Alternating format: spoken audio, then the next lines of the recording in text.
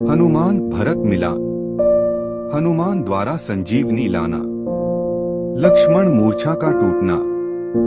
हनुमान द्वारा कालनेमी राक्षस का वध। हनुमान भरत का संवाद।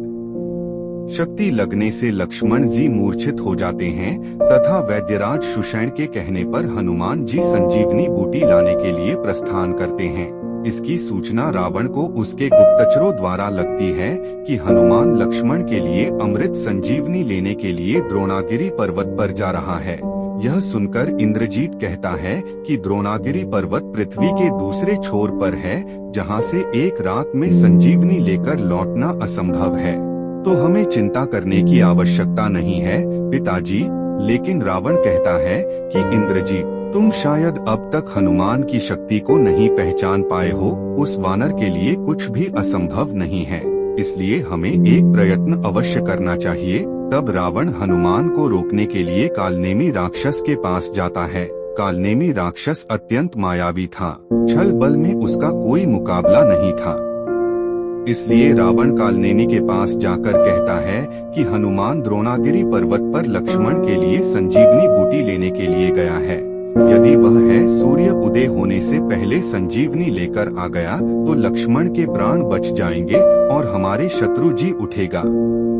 तब रावण कहता है कि कालनेमी, तुम अत्यंत मायावी हो और छल करने में तुम्हारा कोई मुकाबला नहीं है। तुम्हें केवल इतना करना है कि किसी भी तरह करके तुम हनुमान को रास्ते में रोक लो, और अगर यह भी ना कर सको तो केवल इतना करो कि जिससे हनुमान सूर्योदय से पहले संजीवनी लेकर ना लौट पाए। रावण का आदेश मानकर कालनेमी तुरंत हनुमान को रोकने के लिए प्रस्थान करता है। हनुमान जी से पहले पहुंचकर वह बीच मार्ग में ही एक स्थान पर अपनी मायावी विद्या से एक कुटिया का निर्माण करता है तथा खुद एक ऋषि के वेश धारण कर लेता है। हनुमान जी को रास्ते में जाता देखकर कालनेमी श्री राम नाम का भजन करने लगता है, जिससे सुनकर हनुमान जी को जिज्ञासा होती है कि ऐसे दुर्गम स्थान पर श्री राम का कोई भक्त है जो कि उनका नाम से भजन कर रहा है।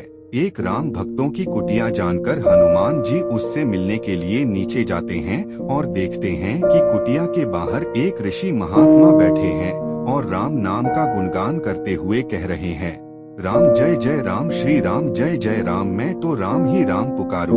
हनुमान उन्हें प्रणाम करते हैं, पूछते हैं कि महात्मन, आप इस दुर्गम स्थान पर श्री राम के कोई भक्त मालूम होते हैं? तब ऋषि रूप धारण किया हुआ कालनेमी राक्षस हनुमान जी को अपने बातों में सम्मोहित कर लेता है और यह प्रदर्शित करता है कि वह बहुत बड़ा ज्ञानी है और वह सब कुछ जानता है। वह हनुमान को बताता है कि तुम संजीवनी लेने के लिए आए हो। उनके इन बातों से हनुमान जी बहुत अधिक प्रभावित होते हैं और उनसे पूछते हैं कि महात्मा, आपको यह कैसे पता?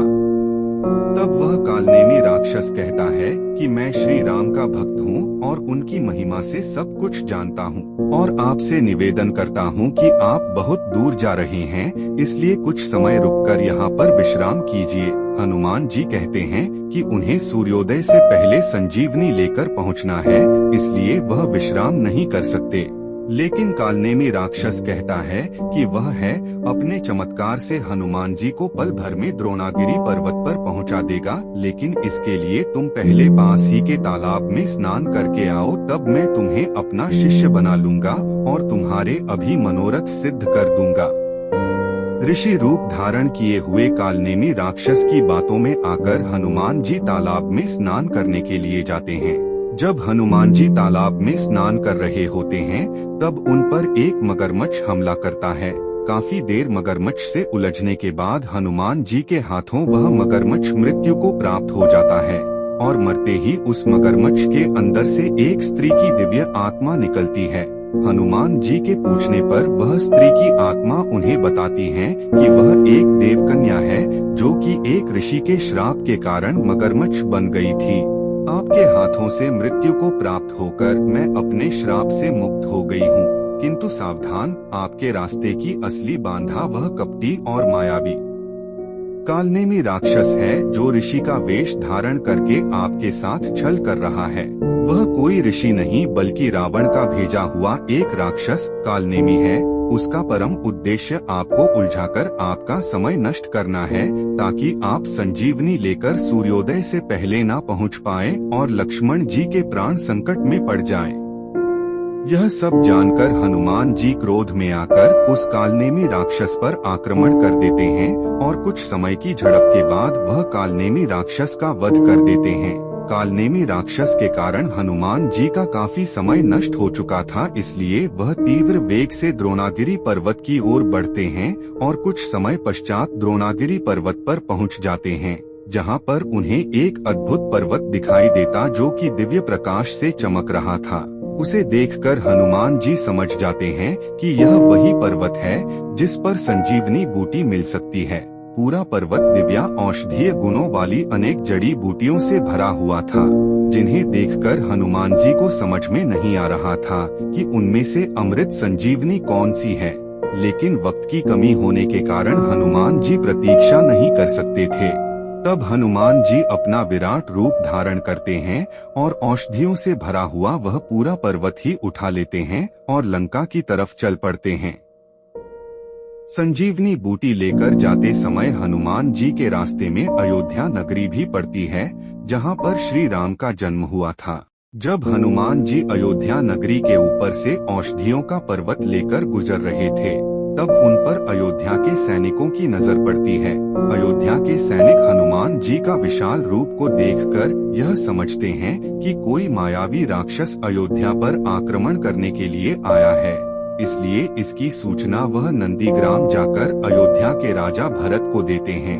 अयोध्या पर संकट देखकर भरत तुरंत चले आते हैं और देखते हैं कि एक विशाल वानर जैसा दिखने वाला कोई जीव पूरा पर्वत लिए जा रहा है। उसे रोकने के लिए है भरत सम्मोहन अस्त्र का प्रयोग करते हैं। भरत का बाण लगते ही हनुमान जी अचेत होकर भूमि पर गिरते हैं और मूर्छित हो जाते हैं। जब भारत उनके पास पहुंचते हैं तो हनुमान जी मूर्छित होते हुए भी राम राम जप रहे थे।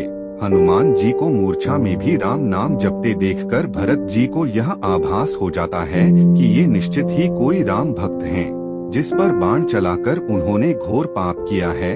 अपने कार्य पर पश्चाताप करते हुए भरत हनुमान जी को जगाने का प्रयास करते हैं। कुछ ही देर में हनुमान जी होश में आ जाते हैं और भरत को देखकर आश्चर्य में पड़ जाते हैं, क्योंकि भरत जी का चेहरा उनके आराध्य श्री राम के जैसा ही दिखाई पड़ रहा था। जय श्री राम कहते हुए हनुमान उठ खड़े होते हैं। तब हनुमान जी अपना परिचय देते हैं तथा भरत का परिचय पाकर अत्यंत प्रसन्न होते हैं, क्योंकि उनके आराध्य श्री राम के छोटे भाई भरत से उनकी पहली बार भेंट हुई थी। हनुमान का परिचय जानकर भरत उनसे श्री राम, लक्ष्मण और माता सीता के सकुशल होने की खबर पूछते हैं, तो व्यथित होकर हनुमान जी भरत को सीता हरण, लंका में युद्ध तथा लक्ष्मण मूर्छा का समाचार भरत को सुनाते हैं, जिसे सुनकर भरत जी विलाप करने लगते हैं कि उनके कारण श्री राम, लक्ष्मण और सीता को इतने दुख भोगने पड़े हैं। लेकिन समय की कमी होने के कारण हनुमान जी भरत को धीरज बनाते हुए संजीवनी लेकर वहां से चल पड़ते हैं। दूसरी तरफ लक्ष्मण जी के मूर्छित शरीर अपने गोद में लेकर श्री राम विलाप कर रहे थे और उनकी नजरें लगातार हनुमान जी की प्रतीक्षा कर रही थी। अचानक बजरंगबली हनुमान विशाल रूप में हाथ में पर्वत उठाए आते हुए दिखाई देते हैं और सभी के चेहरे पर एक संतोष की झलक नजर आती है। संजीवनी औषध से भरा पर्वत हनुमान जी भूमि पर रख देते हैं, जिसमें से वैद्यराज सुषैण संजीवनी बूटी की पहचान करके उसकी पत्तियों से पीसकर लक्ष्मण जी को पिलाते हैं। कुछ ही समय बाद लक्ष्मण जी पूर्ण रूप से चेतना में आ जाते हैं और उठ खड़े होते हैं। लक्ष्मण जी को ऐसा देखकर श्री राम और पूरी वानर सेना हर्षोल्लास से भर जाती है। सारी वानर सेना में जय जय श्री राम के नारे लगने लगते हैं।